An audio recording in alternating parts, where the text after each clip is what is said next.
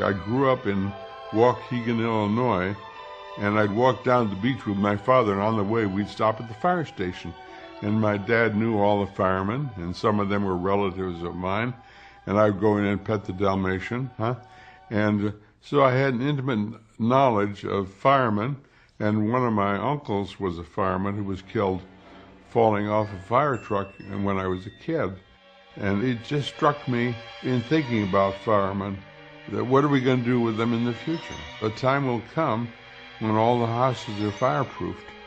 So you've got a lot of firemen with no jobs. What are you going to do? I said, well, let's reverse it. Have them start fires instead of put them out. I published the first version of Fahrenheit, The Fireman, in a science fiction magazine, Galaxy, in February 1951, and Ballantine came along, and they read that short novel of 25,000 words and said, can you extend the novel? Can you write another 25,000 words? And we'll publish a full novel, and you've got to find a title for it, though. The Fireman is not it. I got curious, at what temperature does book paper catch fire and burn?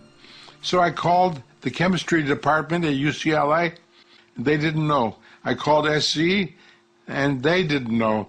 I said, dummy, call the fire department. So I called the fire chief at the fire department in downtown LA. I said, Mr. Chief, could you tell me at what temperature book paper catches fire and burns? He says, wait, I'll be right back. He came back, he said, book paper catches fire and burns at 451 degrees Fahrenheit. I said, that's good, so I'll reverse it. It's got to be Fahrenheit 451. So that's how I found out what the temperature was. I was wandering around up at UCLA, and I heard typing in a room down in the basement. And I went down to the basement, and I found a room had 12 typewriters in it. I could rent a typewriter for 10 cents a half hour. So I said, my God, this is my office. Doesn't matter, I was surrounded by students. I got a bag of dimes. I moved into the typing room in the basement of the library, and I spent $9 and $9.80, and I wrote Fahrenheit 451 in its first form called The Fireman. So you see, what a place for Fahrenheit 451 to be written in the library of all places. So I made a contract with Ballantine, and I went to the library again with the typing in the typing room, and I added 25,000 words.